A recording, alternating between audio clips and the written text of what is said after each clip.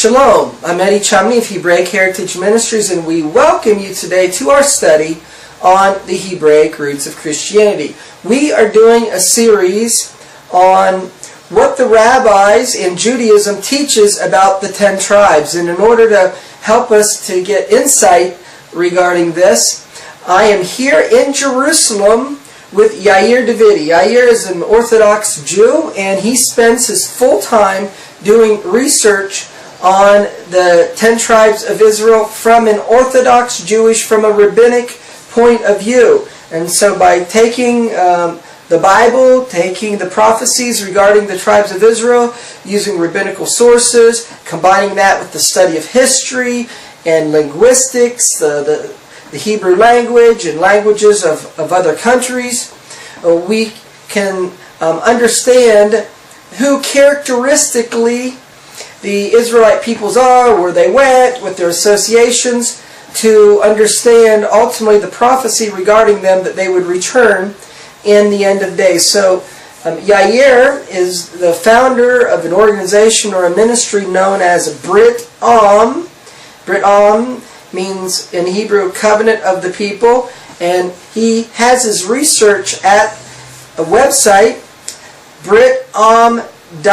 He's written a number of books on the subject that details a lot of the things that we are going through and sharing on the program with you. And so what we've been doing the last several programs, and what we're going to continue to do in this program, is look at biblical characteristics of the tribes of Israel, what was prophesied regarding them, and see specifically how these prophecies is related to the 10 tribes and the application to countries and peoples of the world where we can have this connection or association. And so we're going to continue looking at these things.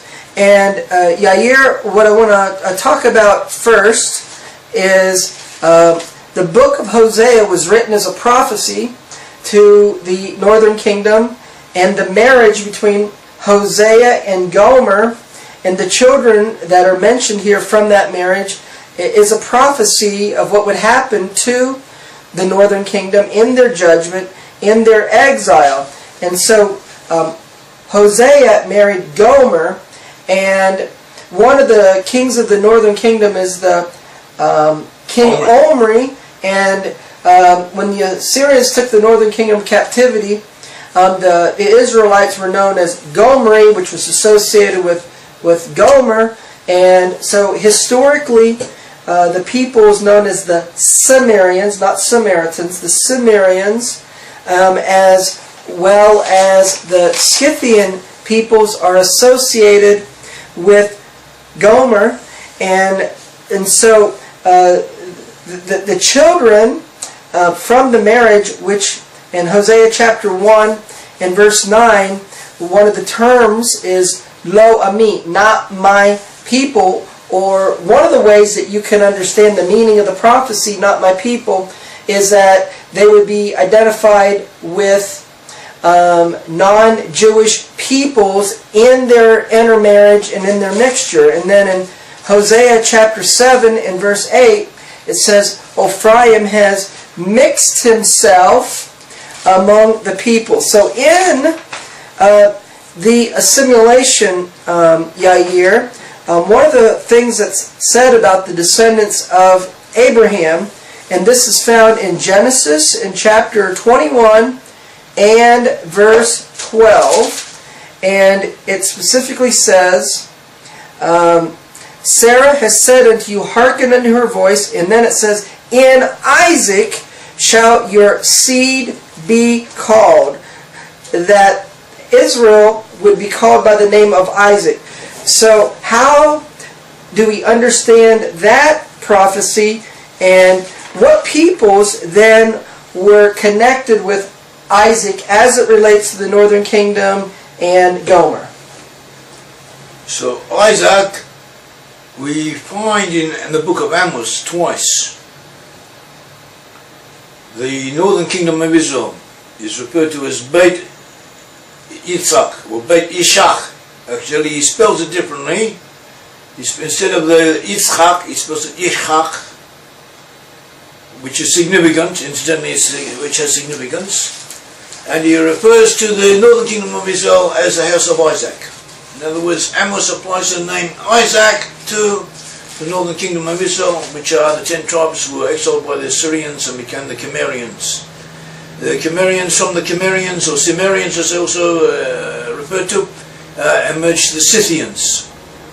One of the terms applied to the Scythians was Isak Gulu, which in other words the exiles, Gulu of Isaac. And also Zohak and Shaka and Ishach, and different names applied to the Scythians, where the word Scythian is actually a Greek term. They refer to themselves as names very similar to the word Ishach, to the word Isaac. And so we find this name, the Scythians, who were the lost tribes of Israel, or were a portion of them, an important portion of them, they were named after Isaac. And this, indirectly, is where the word Saxon came from, Anglo-Saxon, with the Angles and the Saxons were the peoples who invaded England and established the Kingdom of England, and they had received their name from Saka, or Sakason, which is another form of this word Saka, which in Greek translation meant the Scythian. So we see that they were named after Isaac. And you just touched on this a little bit, but what's the association with the term Isaac to the Anglo-Saxons, for example? Could you elaborate on that a little bit? So the Anglo-Saxons were named after Isaac, indirectly. The name Saxon evolved. It comes from the term Saxon. Also, the principle of naming Isaac, will your son, so be called that, can maybe also understood to mean your essence, what you are, will come to fruition, will give an expression through Isaac. In other words, Abraham had 2 sons, Isaac and Ishmael. Ishmael was not to inherit the blessings from Abraham, who was blessed separately, he had a separate blessing, but as far as the divine covenant is concerned, he was set aside.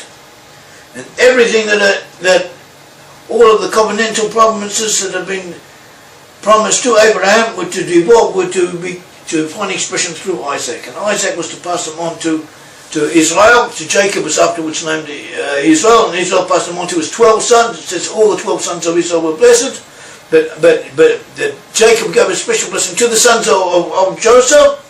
And he said, the blessing that I bless you, he said unto Joseph in his last blessing, he said unto Joseph, may the blessing that I blessed you be greater than many-fold over than the blessing that I was on my father, that I inherited from my fathers. In other words, Joseph, not only did Joseph receive the blessing of Abraham and Isaac, but he received an increased portion of it.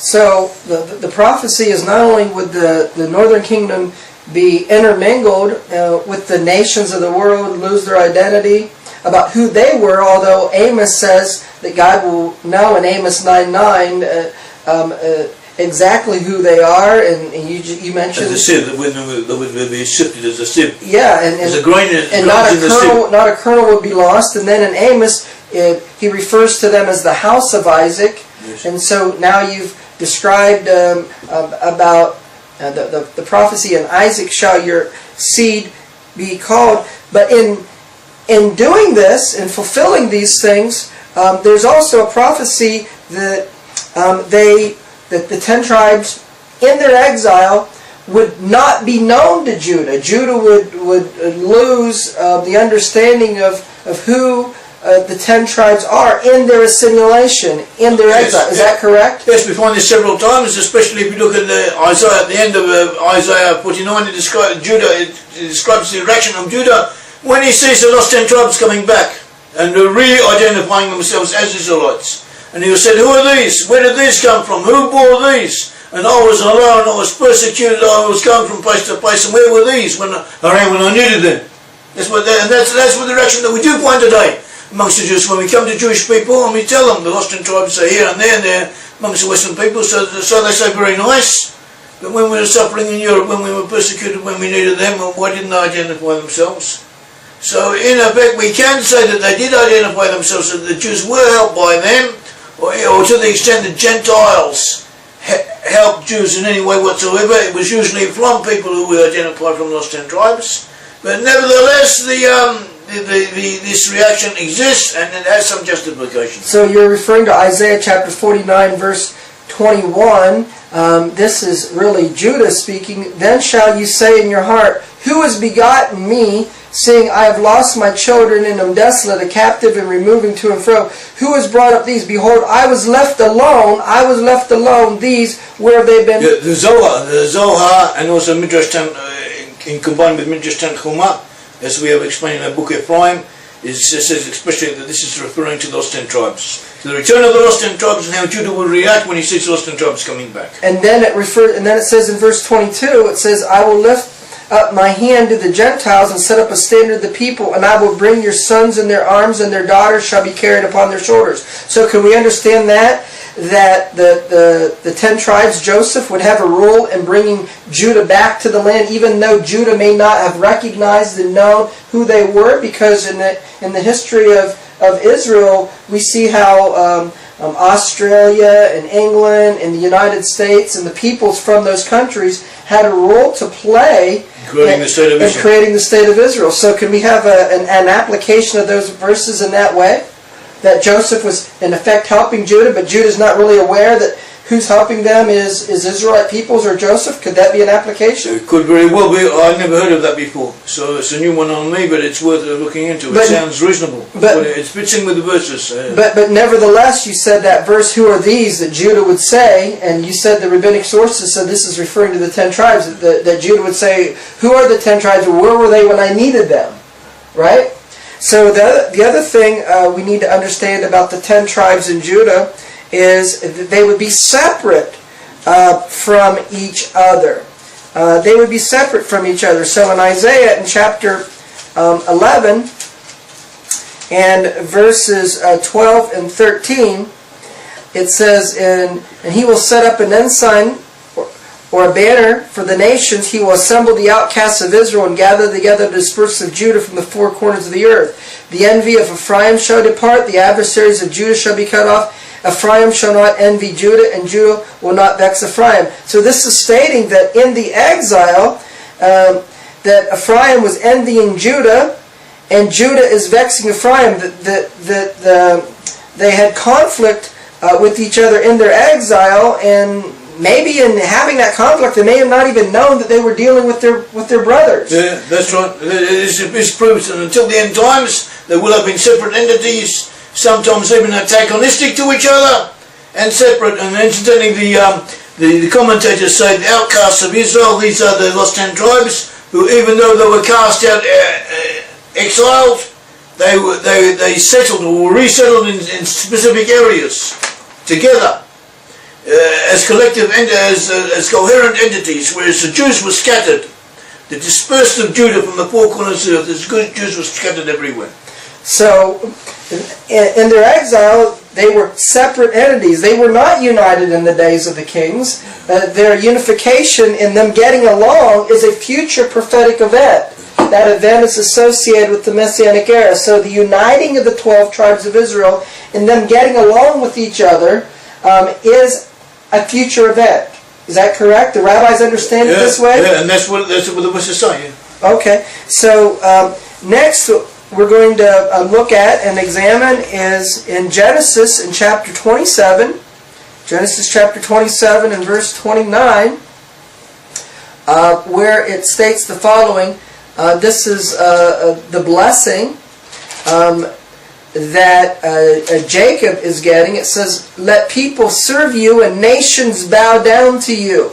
Be Lord over your brethren. And so it says, let people serve you and nations bow down to you. So how do we understand the meaning of this and the fulfillment of it? So this is the peoples we identify as the Central Western tribes. They ruled over other nations. And they were the primary elements, or one of the primary elements that colonized other peoples and they ruled over other peoples, and even now they are the amongst those who have much of the say of what goes on in world affairs. And what goes along with that, since they have the say of what goes along in world affairs, you have to not only have military power over other peoples, which we've already covered that in previous program, but they need to be economically blessed and economically prosperous. And so one of the blessings that was given is that they would be people that would be that. They would be people that would have wealth, have riches. And so this is prophesied in Genesis chapter 27, verse 28. But also it's mentioned in Hosea. It says in Hosea 2:8 about Ephraim, "For she did not know that I gave her corn and wine and oil, and I multiplied her silver and gold." Isn't that prophesied that Ephraim and the 10 tribes, that they would have riches in abundance in their exile? Yes. And so this is another characteristic of the 10 tribes. You want to elaborate on the blessing of economic prosperity and being rich and prosperous? You want to say any more about that? No, this was a part of the blessing to the tribes in general, and to Joseph in particular, and this was fulfilled in nations we identify as descended from those 10 tribes. They have been the most wealthiest nations in the earth, and they have been relative to other nations. On the whole, they've been always well off on a comparative level, and especially in the last few centuries, they have been the leader benefactors and beneficiaries of the earth's bounty. So when we're looking at the last 100 years, for example, what peoples of the earth have been ruling over the other peoples and have the military might and the economic power? These have been Western nations. Yes. These have been European nations, European peoples specifically. Just to digress, we also, in addition to the Anglo-Saxon English-speaking peoples who identify as Joseph, we also identify Scandinavian nations as part of the French people, the Dutch people as well, as being from lost tribes of Israel, also the Swiss, and all these nations. If you take a list of the most wealthiest nations of the earth, or those nations with the highest standards of living, or the healthiest nations, or the longest living nations, or the most educated nations, or sundry, whatever standards you choose as being, in your eyes, as constituting a blessing, you will nearly always find these nations in the top 10 or very close to it.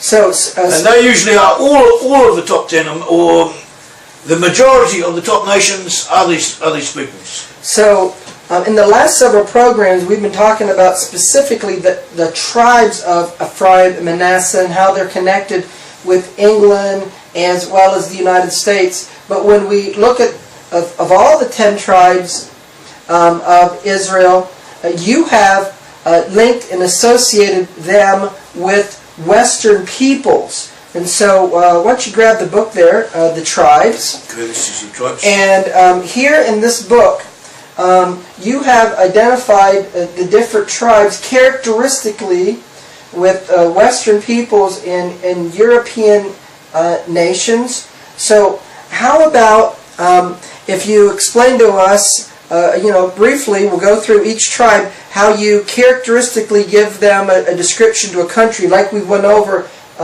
Manasseh to the United States, and Ephraim to England, and the countries associated with England. How about if we touch on Reuben? Here you have it associated with France. How do you associate Reuben with France? First of all, we determined that amongst the lost tribes of Israel, from the tribes of Israel who moved to the west, a good portion of them also settled in France as well as in other areas, so the French, part of the French at least, were definitely just derived from the tribes of Israel. And amongst their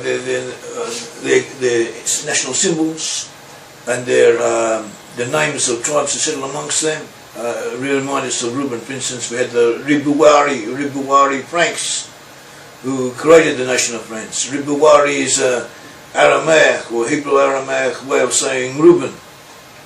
And we had the Kami or Hanok and different sons, Hetzron, the sons of Reuben, similar to clans who were important in the history of France.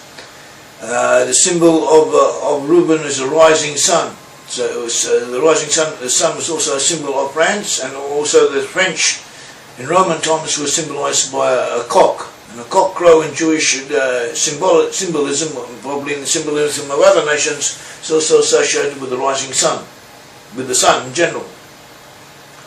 And also the characteristics of the Reuben of the French are similar to those associated with Reuben in the Bible. There are a lot of many characteristics, just one somewhat piquant. Some of which people like to hear is that we know that Reuben is recorded as having some type of improper contact with the concubine of his wife. Also he found the Dudaim, mandrakes in the field, which is allegedly a type of aphrodisiac. And he brought them to his mother Leah, and because of that she was able to hire the attentions of Jacob, her husband, and through that Issachar was born.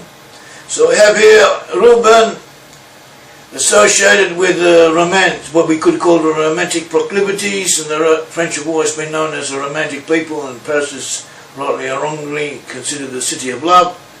So we see this characteristic of Reuben has continued until our time. That is. So who are the Normans, and how are they ultimately connected to France? The Normans, we associate the Normans with the segment of both Naphtali, but primarily Benjamin.